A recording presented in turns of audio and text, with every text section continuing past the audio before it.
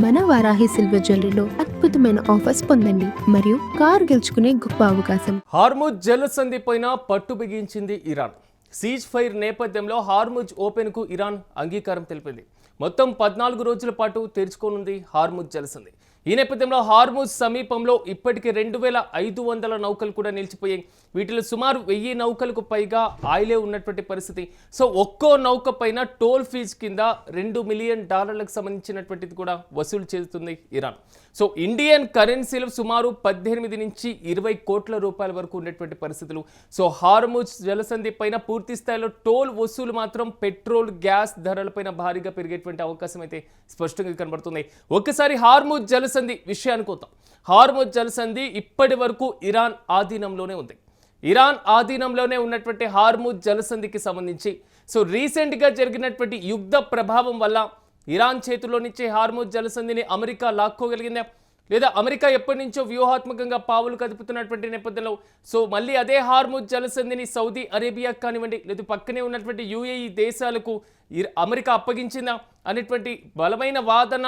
So ఇలా అప్పగించేటువంటి పరిస్థితులను America పరిశీలిస్తుంది అనేటువంటి ఇష్యూ గత కొంతకాలంగా 2-3 దశాబ్దాలుగా మనం చూస్తున్నాం. కానీ యుద్ధ ప్రభావం వల్ల హార్ముజ్ జలసంధి పైన ఇరాన్ మరింత పట్టు సాధించింది. సో యుద్ధం గడిచిన తరువాత హార్ముజ్ జలసంధిని ఓపెన్ చేయడానికి మాత్రమే ఇరాన్ అంగీకరించింది. కానీ ఇప్పటి వరకు వసూలు చేయనటువంటి టోల్ ఫీజును ఇప్పుడు ఇరాన్ వసూలు చేయబోతుంది. దానికి ఇరాన్ చెప్తున్నటువంటి ఒక బలమైనటువంటి కారణం, ఇప్పటి వరకు ప్రపంచవ్యాప్తంగా జరిగినటువంటి యుద్ధాల్లో సో హార్ముజ్ జలసంధి మీదుగా ప్రయాణించేటువంటి నౌకల విషయంలో మేము పూర్తి స్థాయిలో ఏ రోజు జోక్యం చేసుకోలేదు, కానీ ఈరోజు జోక్యం చేసుకోవాల్సి వస్తుంది. హార్ముజ్ జలసంధి గుండా ప్రయాణించేటువంటి నౌకల పైన $2 మిలియన్ సంబంధించి మేము వసూలు చేయబోతున్నాం.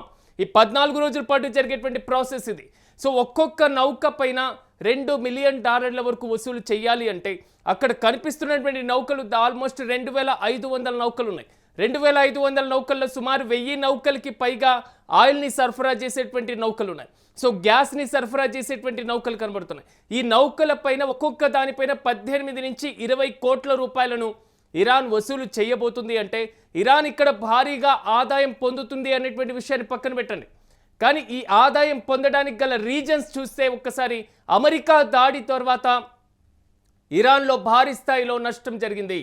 సో భారీ స్థాయిలో మౌలిక సదుపాయాలకు నష్టం వాటిల్లింది, ఆర్థిక స్థావరాలకు నష్టం వాటిల్లింది. కాబట్టి మొత్తాన్ని కూడా నష్ట తీవ్రతగా, నష్ట పరిహారంగా ఈ నౌకల నుంచి మేము ఈ టోల్ ఫీజుని వసూలు చేస్తున్నాం. ఇక పైన టోల్ ఫీజు కట్టినటువంటి నౌకలు మాత్రమే హార్ముజ్ జలసంధిని క్రాస్ చేయాలి. ఒకవేళ టోల్ కట్టకపోతే సైడ్లో నించోవలసినటువంటి పరిస్థితి నౌకలకు కలుగుతుంది. అది భారతదేశ నౌకలైనా, లేదా విదేశాలకు సంబంధించిన నౌకలైనా, ఇప్పటివరకు యుద్ధం చేసినటువంటి అమెరికా నౌకలైనా. అంటే ఒక రకంగా చెప్పుకోవాలంటే ఇక పైన హార్ముజ్ జలసంధి మీరు క్రాస్ చేయాలి అంటే ఇక్కడ ఫీజు మీరు కట్టి వెళ్లాల్సిందే అనేటువంటి పరిస్థితి. ఒక్కసారి మనం గమనించాలి, గల్ఫ్ దేశాల నుంచి వచ్చేటువంటి నౌకలు హార్ముజ్ జలసంధిని క్రాస్ చేసి సో ఈశాన్య భారతదేశంలో కానివ్వండి, లేదా ఆగ్నేయ ఆసియా ప్రాంతంలో కానివ్వండి, సో ఇతర ప్రాంతాలకి సరఫరా చేస్తున్నటువంటి నేపథ్యంలో సో చైనాకి సరఫరా చేసిన, సౌదీ అరేబియా నుంచి అటువైపు సో యూరప్ దేశాల వైపు వెళ్ళేటువంటి నౌకలున్న ఈ మొత్తం నౌకల మీద ఇప్పటి వరకు వసూలు చేసేటువంటి ఫీజు, లేదా అటువైపు క్రాస్ చేసేటువంటి పద్ధతి పైన ఇరాన్ ఏ రోజు కూడా ఆంక్షలు విధించలేదు. సో ఏ రోజు కూడా ఇంత భారీ స్థాయిలో తీవ్రత ఉంటుంది అనేది మాత్రం ఆ దేశం గ్రహించలేదు. కానీ ఇప్పుడు చెప్తున్నటువంటి దాని ప్రకారం ఒక్కో నౌక అక్కడి నుంచి ఇక్కడికి రవాణా మార్గం ద్వారా సామాన్యులపైన పడేటువంటి భారంతో పాటుగా తాజాగా ఇరాన్ వసూలు చేసేటువంటి ఈ టోల్ ఏదైతే ఉందో ఈ టోల్ ప్రభావం కూడా సామాన్యులపైనే పడేటువంటి పరిస్థితి కనబడుతుంది. ఇక ట్రంప్ యుద్ధం చేసి సాధించింది ఏమిటి? ఇది ప్రపంచ దేశాలు ప్రశ్నిస్తున్నటువంటి వైనం. మేము అగ్రరాజ్యం, మేము ఏదైనా చేయగలుగుతాం, మేము ఎక్కడైనా పోరాటం చేయగలుగుతాం, ఏ దేశాన్ని ఆక్యుపై చేయగలుగుతాం, ఏ దేశంలో ఉన్నటువంటి అధ్యక్షుడినైనా మేము స్వాధీనం చేసుకోగలుగుతాం, ఏ దేశ సుప్రీం లీడర్నైనా మేము చంపగలుగుతామని పదే చేసేటువంటి ట్రంప్ కామెంట్స్ ఇప్పుడు తాజాగా జరుగుతున్నటువంటి ఈ టోల్ను కట్టడి చేయగలుగుతారా? కానీ నిన్న జరిగినటువంటి 10 షరతుల్లో ఒక్క షరతు హార్ముజ్ జలసంధిని ఓపెన్ చేయడం, మరొక షరతు హార్ముజ్ జలసంధి పైన ఇరాన్ విధించేటువంటి టోల్ ఫీజుకి సంబంధించి అమెరికా అంగీకారం తెలపడం కూడా ఉంది. అంటే ఒక రకంగా చెప్పుకోవాలంటే హార్ముజ్ జలసంధి దాటి వెళ్ళేటువంటి ప్రతి నౌక, ఏ దేశానికి సంబంధించిన నౌకైనా సో ఇరాన్కి టోల్ ఫీజు కట్టి ముందుకు వెళ్లాల్సినటువంటి పరిస్థితి. సో ట్రంప్ తీసుకున్నటువంటి టెంపరీ నిర్ణయాలు, ట్రంప్ చేసేటువంటి కామెంట్స్, ట్రంప్ చేసేటువంటి యుద్ధ నీతి చివరికి మిగిల్చింది ఏంటి? సామాన్యులపైన పెనుభారమా అనేటువంటి వాదన బలంగా వినపడుతుంది. ఇప్పుడు అమెరికా నౌకలైనా అక్కడ టోల్ కట్టి ముందుకు వెళ్లాల్సినటువంటి పరిస్థితులు వస్తే పదే పదే యుద్ధం మొదలు నుంచి చివరి వరకు హార్ముజ్ని ఓపెన్ చేయండి చేయండి చేయండి, ఇది ట్రంప్ చేసినటువంటి కామెంట్. కానీ ఓపెన్ చేసిన తర్వాత ట్రంప్ చేస్తున్నటువంటి చర్యలు ఏంటి? సో ట్రంప్ అగ్రరాజ్యం కాబట్టి భరించగలుగుతున్న సామాన్య పేద దేశాలైతే సో వచ్చేటువంటి టోల్ ఫీజు వల్ల, అధిక రేట్ల వల్ల వరుసగా ముడి చమురు ధరలు భారీగా పెరిగేటువంటి అవకాశాలు లేవా? ఒక్కసారి మనం ఇండియా విషయానికి వద్దాం. ఇండియా విషయాన్ని ఒక్కసారి మనం పరిశీలించినప్పుడు హార్ముజ్ జలసంధి గుండా భారతదేశానికి అత్యంత కీలకమైనటువంటి ముడి చమురు రవాణా అవుతున్నటువంటి పరిస్థితులు. అంటే ఆల్మోస్ట్ మనం గమనించినట్లయితే ఈ దేశంలో 85% కూడా విదేశాల మీదే మనం ఆధారపడి ఉన్నాం. ఆ విదేశాల్లో కూడా గల్ఫ్ దేశాల మీదే ఎక్కువగా ముడి చమురుకి సంబంధించి, గ్యాస్కి సంబంధించినటువంటి సరఫరాలపైన ఆధారపడి ఉన్నాం. మరి ఇలాంటి నేపథ్యంలో భారతదేశానికి 2 నౌకలు వస్తే రీసెంట్గా యుద్ధ సమయంలో మనం సంతోషించాం. సో విశాఖ తీరానికి 2 నౌకలు చేరుకుంటే సంబరపడిపోయాం. సో పశ్చిమాన ఉన్నటువంటి కాండ్లా తీరానికి కొన్ని నౌకలు, గ్యాస్ నౌకలు చేరుకుంటే దేశంలో ఎల్పిజి కొరత ఉండదని మనం డబ్బాలు కొట్టుకున్నాం. కానీ ఇప్పుడున్నటువంటి సిచ్యువేషన్లో అంతంత టోల్ కట్టి ఆ నౌకలు భారతదేశానికి వచ్చినా ఇక్కడ ప్రజలపైన ఎంత భారం పడుతుంది, ఎంత భారం పడబోతుంది, అసలు ఈ మొత్తానికి కారణం ఏంటి, యుద్ధంతో మనం సాధించింది ఏమిటి, ట్రంప్ తీసుకున్న టెంపరీ నిర్ణయాల వల్ల వివిధ దేశాల మీద భారాన్ని ఎవరు మోయగలరు అనేటువంటి ఈ వాదనకి సమాధానం ఏమి చెప్తారు? కానీ పెరిగిపోతున్నటువంటి ధరల్లో ద్రవ్యోల్బణం పెరిగేటువంటి అవకాశం ఉండదా అనేటువంటి వాదన కూడా బలంగా వినపడుతుంది. ఇప్పుడు మొత్తం 2500 నౌకలు అక్కడ ఉంటే దాంట్లో 1000కి పైగా నౌకలు కేవలం ముడి చమురుకు సంబంధించి సరఫరా చేసే నౌకలు మాత్రమే ఉన్నాయి. సో ఈ నౌకలు మొత్తం ఏ దేశాల వైపు వెళ్ళేటువంటి కీలకమైన నౌకలు, ఒక పెద్ద క్యూ లైన్ మొత్తం కూడా హార్ముజ్ జలసంధి దగ్గర వెయిట్ చేస్తుంది. సో ఇరాన్కి డబ్బులు కట్టి ముందుకు కదలాలి. ఒకవేళ ఇరాన్కి డబ్బులు కట్టకపోతే సైడ్లో నౌకలు నిలిపివేసేటువంటి పరిస్థితి. ఎక్కడైతే మనం నేషనల్ హైవేస్ పైన పెద్ద పెద్ద వెహికల్స్ టోల్ ఫీజు కట్టకపోతే పక్కనే వెహికల్స్ అన్ని కూడా లైన్లో పెట్టేసి నించుతూ ఉంటారు. సో అలాంటి సిచ్యువేషనే హార్ముజ్ జలసంధిలో కూడా కనబడబోతుంది. సో ఇంత భారీ స్థాయిలో అక్కడ నౌకలు టోల్ ఫీజు కట్టి ఒక్కసారి హార్ముజ్ జలసంధిని క్రాస్ చేసి ముందుకు వస్తే ఆయా దేశాల మీద ఈ పెనుభారం పడేటువంటి అవకాశం లేదా? $2 మిలియన్ ఒక్కొక్క నౌక పైన అంటే 18 నుంచి 20 కోట్ల రూపాయలు. అంటే సాధారణంగా ఒక నౌక ముడి చమురుని ఎగుమతి చేసుకొని హార్ముజ్ జలసంధి క్రాస్ చేసి తాను వెళ్లాల్సినటువంటి గమ్యస్థానం, గమ్య దేశం ఏదైతే ఉందో ఆ దేశానికి వెళ్ళి అది దిగుమతి చేసేటువంటి సరఫరా ఖర్చు కన్నా 20 కోట్ల వరకు పెనుభారం ఎక్కువగా పెరిగేటువంటి పరిస్థితి.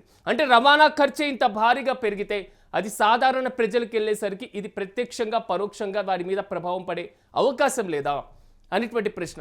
ఈ మొత్తాన్ని చూసుకున్న తర్వాత ఇరాన్ చెప్తున్నటువంటి ఒక కీలకమైనటువంటి మాట, అమెరికా మా దేశం మీద దాడి చేసింది, అమెరికా ఇరాన్కి సంబంధించిన మౌలిక సదుపాయాల మీద దాడి చేసింది, ఇరాన్ను భారీగా నష్టపరిచింది కాబట్టి సో నష్టపరిహార తీవ్రతగా మేము ఈ టోల్ ఫీజుని వసూలు చేస్తున్నాం. ఇది ఇరాన్ చెప్పినటువంటి మాట. అంటే ఒక రకంగా చెప్పుకోవాలంటే వస్తున్నటువంటి భారీగా నష్ట తీవ్రతను కంట్రోల్ చేయడం కోసం వివిధ దేశాలకు సంబంధించినటువంటి నౌకలపైన భారీ స్థాయిలో ఇరాన్ టోల్ ఫీజుని వసూలు చేయబోతుంది. సో వసూలు చేసేటువంటి టోల్ ఫీజు ఆ దేశంలో జరిగినటువంటి నష్ట తీవ్రత మీద, కూలిపోయినటువంటి భవనాల నిర్మాణం పైన, కూలిపోయినటువంటి మౌలిక సదుపాయాల ఖర్చు పైన ఆ దేశం భరించబోతుంది. సో ఆ దేశం వాటి మీద వేంచించబోతుంది. మరి ఇలాంటి సందర్భంలో ఆ భారాన్ని మోయాల్సినటువంటి పరిస్థితి ప్రపంచ దేశాల ముందుకు వచ్చినాయి. ఒక్కసారి మనం యుద్ధం ప్రారంభానికి ముందున్నటువంటి సిచ్యువేషన్ ఒక్కసారి గమనిద్దాం. యుద్ధం ప్రారంభానికి ముందు హార్ముజ్ జలసంధి ఓపెన్గానే ఉండేది. హార్ముజ్ జలసంధి వైపు వెళ్ళేటువంటి ప్రతి నౌక టోల్ కట్టాల్సినటువంటి అవసరం ఉండేది కాదు. హార్ముజ్ జలసంధి క్రాస్ చేసేటువంటి సందర్భంలో వివిధ దేశాలకు సంబంధించినటువంటి నౌకల యొక్క ఫ్లాగ్లను చూసి ఇరాన్ సాగనంపుతూ ఉండేటువంటి ప్రక్రియ, లేదా ఒకవేళ నామమాత్రంగానే కొన్ని నౌకలపైన పరిమితమైనటువంటి సుంకం విధించేటువంటి పరిస్థితి. ఇలా ఉన్నటువంటి హార్ముజ్ జలసంధిలో, ప్రశాంతమైనటువంటి వాతావరణం ఉన్నటువంటి హార్ముజ్ జలసంధిలో ఒకవైపు ఇరాన్ సాధించినటువంటి ప్రగతి లేదు, మరోవైపు అమెరికా సాధించినటువంటి ఘనత లేదు. కానీ ప్రపంచ దేశాలు అల్లాడిపోయినటువంటి పరిస్థితి. సో ఒక్కసారి మనం చూసుకుంటే మ్యాప్లో కూడా క్లియర్ కట్గా హార్ముజ్ జలసంధి క్రాస్ చేసి భారతదేశంలో ఉన్నటువంటి పశ్చిమ తీర ప్రాంతాలకి ఎగుమతులు దిగుమతుల మీద ఎలాంటి ప్రభావం పడేటువంటి అవకాశం ఉంటుందో క్లియర్ కట్గా చూసుకోవచ్చు. గల్ఫ్ దేశాల మీద యుద్ధం జరిగినప్పటి తీరు, సో గల్ఫ్ దేశాలపైన చేసినటువంటి దాడి, ఇరాన్ చేపట్టినటువంటి ప్రతి చర్య, అమెరికా చేపట్టినటువంటి ప్రతి చర్య, ఈ మొత్తం ప్రభావం ప్రపంచ దేశాలు ఇప్పటి వరకు ఎదుర్కొంటూ ఉన్నటువంటి పరిస్థితులు.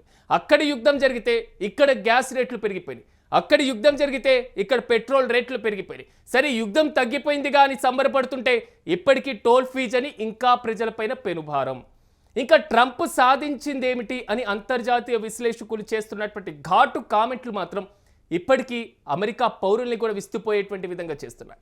సో అమెరికాలో నో కింగ్స్ అనేటువంటి ఉద్యమం రావడానికి కారణం అక్కడ విపరీతంగా పెరిగిపోతున్నటువంటి ద్రవ్యోల్బణం కాదా? అమెరికాలో ఉన్నటువంటి పౌరులు ట్రంప్ తీసుకుంటున్న టెంపరీ నిర్ణయాలతో విసిగిపోయినటువంటి పరిస్థితి కాదా? మరి తాజాగా సాధించినటువంటి ఘనత ఏంటి?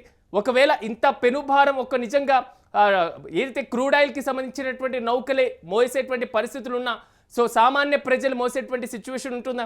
ఏ రెండు దేశాలు కొట్టుకొని ఆ రెండు దేశాలకి సంబంధించినటువంటి ఒక ఒప్పందం చేసుకుంటే ఇతర దేశాలపైన ఆ యుద్ధం యొక్క ప్రభావం, ఒప్పందం యొక్క ప్రభావం పడితే పరిస్థితి ఏంటి? సో ఇది జరుగుతున్నటువంటి తీరు.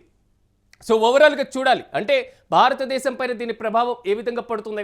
ఒకవేళ ఇరాన్ ఇదే విధంగా టోల్ని వసూలు చేస్తే భారత కరెన్సీలో ఒక్కొక్క నౌక పైన 18 నుంచి 20 కోట్ల రూపాయలు కట్టాల్సి వస్తుంది. సో దేశంలో ఉన్నటువంటి కీలకమైనటువంటి పెట్రోల్ ధరలు, డీజిల్ ధరలు, గ్యాస్ ధరలు కూడా విపరీతంగా పెరిగిపోయేటువంటి అవకాశం కూడా ఉంటుంది. కాబట్టి కేంద్ర రాష్ట్ర ప్రభుత్వాలు వీటిని ఏ విధంగా భరించేటువంటి అవకాశాలు కనబడుతున్నాయి. సో అక్కడి నుంచి ఎగుమతి ఇక్కడికి దిగుమతి చేసేటువంటి కంపెనీలు దీనికి సంబంధించి మొత్తం పెనుభారాన్ని మోసేటువంటి అవకాశాలు అయితే శూన్యం. సో అలాంటి సందర్భంలో ప్రభుత్వాలే జోక్యం చేసుకోవాల్సినటువంటి పరిస్థితి కూడా రావచ్చు. సో పెరిగిపోతున్నటువంటి ధరలు కూడా సామాన్యులపైన పెనుభారం పడేటువంటి అవకాశం అయితే కనబడుతుంది. చివరిగా మాత్రం ట్రంప్ తీసుకున్నటువంటి ఏ నిర్ణయం కూడా సత్ఫలితాలు ఇచ్చినటువంటి పరిస్థితి ప్రపంచవ్యాప్తంగా ఇప్పటి వరకు కనబడట్లేదు.